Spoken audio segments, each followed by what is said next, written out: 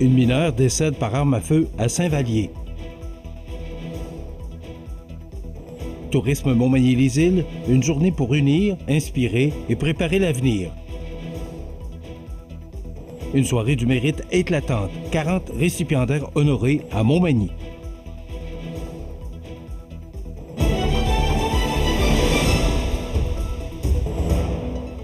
Mardi 25 novembre 2025.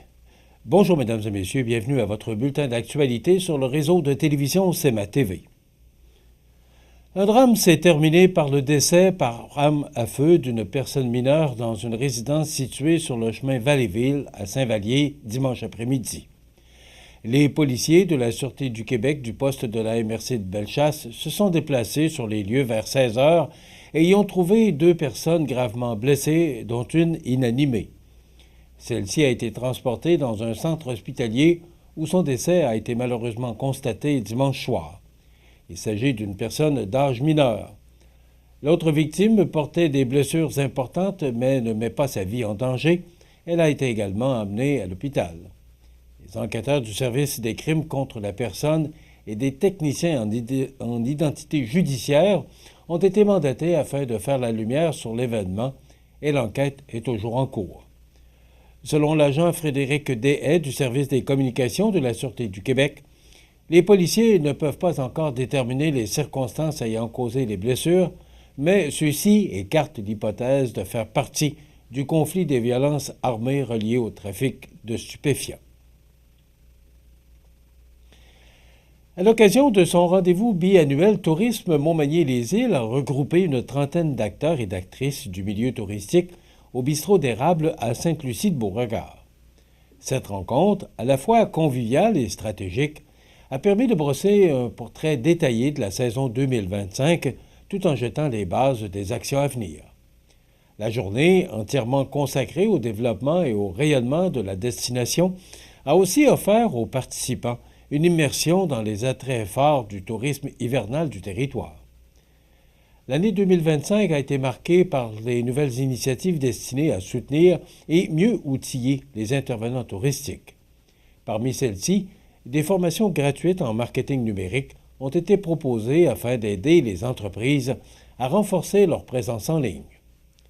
Tourisme Montmagny-les-Îles a également procédé à une refonte complète de son site web réalisée en cohérence avec celle de Tourisme Chaudière-Appalaches.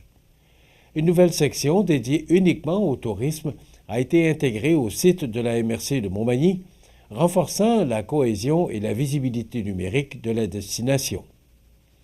Sur le terrain, plusieurs projets structurants ont été mis de l'avant. Tourisme Montmagny-les-Îles a travaillé à la création d'offres concertées destinées aux voyagistes et à la clientèle d'affaires afin d'attirer de nouveaux segments de visiteurs. Dans le domaine du plein air, les projets de pistes de vélo de gravier à Cap-Saint-Ignace et au parc des Appalaches s'inscrivent dans cette volonté de diversification. Leur inauguration est prévue pour le printemps 2026 et pourrait devenir un atout majeur pour la région. En collaboration avec la ville de Montmagny, un sondage a été lancé au printemps dernier pour mieux connaître la clientèle d'hébergement. Les données permettront d'obtenir un portrait plus précis de l'achalandage et de mieux orienter les actions futures. À ça s'ajoute une année bien remplie en matière de promotion, notamment avec la tenue de la 9e promenade gourmande, un événement agro-touristique majeur réunissant une quarantaine de producteurs. La rencontre a aussi été enrichie par un panel réunissant 3 invités, dont Marie-Pierre Boutin, du lieu historique national de la Grosse-Île mémorial des Irlandais, Luigi Morabito, fondateur du sanctuaire de loup Lupo, et Stéphanie Charland, directrice du parc des Appalaches. Ils ont partagé leurs expériences, leurs défis et leurs stratégies pour encourager les visiteurs à prolonger leur séjour dans la région. À l'avant-midi, les participants ont visité les sentiers de l'inconnu du sanctuaire de Lupo. L'après-midi a été consacré à la découverte de plusieurs attraits reconnus pour leur offre hivernale, dont le parc des Appalaches, les micro-chalets des Appalaches, Escar Nature et Aventure d'Aquam 4 saisons. Ensemble, ces acteurs consolident le positionnement de la région comme destination hivernale incontournable au Québec et à l'international. Pour Catherine Couillard, nouvelle coordonnatrice touristique à la MRC de Montmagny, cette journée demeure un moment clé pour respirer et mobiliser le milieu. Notre meilleure carte de visite, ce sont les gens d'ici. Ce sont eux qui racontent notre histoire et notre territoire et lui donnent vie. Une soirée du mérite éclatante. 40 récipiendaires honorés à Montmagny. Tous les détails après la pause. Le restaurant Pizzeria Porto Bellissimo, un incontournable à Saint-Jean-Port-Joli. Pizza débordante de garnitures, menus variés et abordables. Délicieux desserts avec des produits de grande qualité des gâteries de l'Ami. Porto Bellissimo et les gâteries de l'Ami, route de l'église à Saint-Jean-Port-Joli. C'est le temps des fêtes. C'est le moment parfait pour participer au concours Noël avec CEMA TV et les trouvailles d'Audrey. Jusqu'au 17 décembre, rendez-vous sur ma page sur Facebook et courez la chance de gagner un chèque cadeau échangeable chez les marchands participants des Coups de cœur d'Audrey. C'est simple, vous cliquez, vous participez et vous pourriez offrir ou vous offrir un cadeau bien spécial tout en encourageant nos marchands locaux. Concours Noël CEMA TV et les trouvailles d'Audrey, un cadeau qui fait du bien à toute la région. Vous regardez CEMA TV, le réseau de l'information sur la Côte-du-Sud.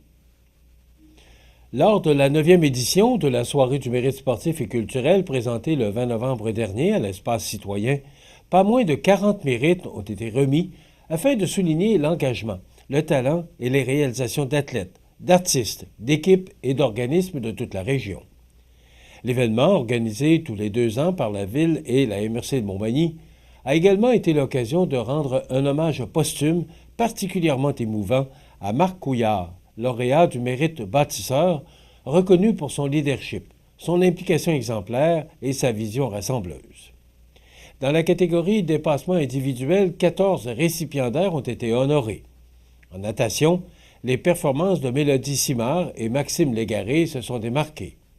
En patinage artistique, ce sont Élie Fortin-Martin et Annabelle Gosselin qui ont été récompensés, tandis qu'en musique, Louis-Simon Dumont et Alexandre Bélanger-Thibault ont retenu l'attention. Clara Bernier a mérité sa distinction au volleyball. Le triathlon a mis en lumière Alexandra Lemieux et Anne-Renée Hudon. En gymnastique, Ophélie Messervier et Zoé Caron se sont distingués, tout comme Aurélie Fortin et Émile Rivard en athlétisme. Enfin, Florence Bouffard a brillé en karaté et en baseball, un doublé remarquable. Pour la catégorie dépassement en équipe, plusieurs groupes ont été applaudis, dont les ateliers Manidance avec les troupes ateliers 1, 2 et 3, MD Unit, MD Society et les Magnifiques Madja. Les Faucons Tier Elite Brightness ont également été honorés, tout comme l'équipe masculine de soccer U12 Lévis-Est Montmagny. Le Théâtre des Deux Masques a reçu une reconnaissance notable, tout comme les Vikings de la Côte-du-Sud dans les catégories 11UB2, 13UB1 et 13UB Viking Girls. Le groupe Grizzly Brand Eternal Bastard figure aussi parmi les récipiendaires. Dans la catégorie rayonnement individuel, les exploits du golfeur Francis Gaudreau, de la karatéka Justine Morin, du footballeur Lionel Ostigui, ainsi que des athlètes en athlétisme Béatrice et Camille Gaudreau, Louis Saint-Pierre, Xavier Gamache, Coralie Canuel et Elliott Bélanger ont été soulignés. L'Everest de la Côte-du-Sud a, pour sa part, obtenu le mérite de rayonnement collectif. 2 mérites héritage ont également été attribués, dont l'un au club Magny Gym pour ses 50 ans d'existence et l'autre à la troupe Allélou, qui célèbre 60 ans d'histoire et de passion. La soirée s'est conclue sur l'hommage à Marc Couillard, dont l'implication auprès des arts de la scène, du club de golf Montmagny, de l'Arc-en-Ciel, de la Fondation du Cégep de la Pocatière et du projet de complexe culturel et sportif a marqué des générations entières.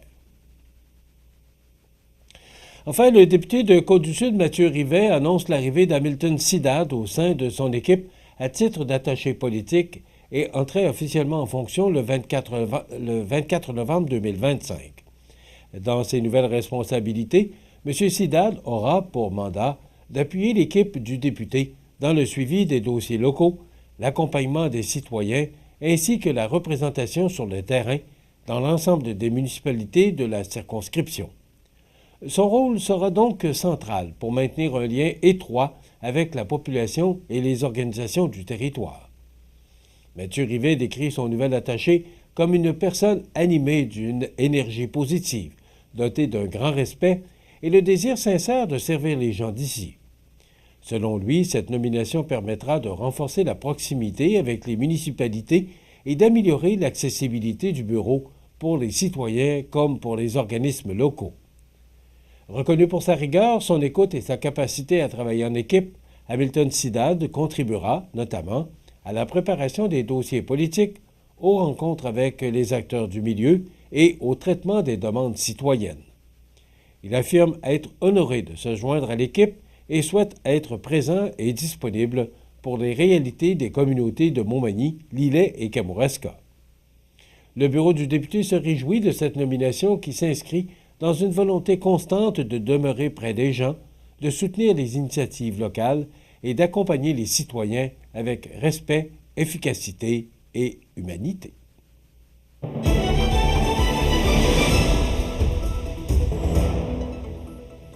Au sport, la 9e fin de semaine d'activité dans la Ligue de hockey Côte-Sud a offert un menu chargé et spectaculaire, alors que 5 rencontres étaient à l'horaire et que chacune d'entre elles s'est conclue par un écart d'1 ou 2 buts seulement.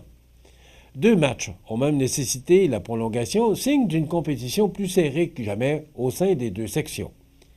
Les hostilités ont débuté vendredi soir à Saint-Gilles, où les Hunters de Saint-Prosper ont signé une victoire de 3-1 face aux Mercenaires de Lotbinière. Les locaux avaient pourtant ouvert la marque tôt dans la rencontre grâce à Alexandre Fortier. Mais le doublé de Nicolas Morin, incluant un but en avantage numérique, a renversé la vapeur. William Poulain a ensuite inscrit le filet d'assurance en 3e, permettant aux Hunters d'aller chercher un gain opportuniste malgré 40 tirs dirigés contre leur gardien Léo Deblois. Pendant ce temps, à Saint-Jean-Port-Joli, les éperviers de Saint-Charles ont arraché un gain de 4-3 en prolongation face au Pavage Jéricho. Kevin Dupont a joué les héros après seulement 27 secondes en temps supplémentaire. Les éperviers avaient pris une avance de 2-0 en première, mais le Jéricho avait répliqué avec 3 buts consécutifs avant de finalement voir les visiteurs forcer la prolongation puis clore le débat. Samedi soir, le Plastique Mort de Saint-Damien a réjoui ses partisans en l'emportant 5-3 contre le Décor Mercier de Montmagny. Les 150 spectateurs réunis à l'Aréna J.E. Métivier ont pu assister au doublé de Charles Dulac-Simard et de Raphaël Corriveau, qui ont mené les Belchassois vers une victoire convaincante.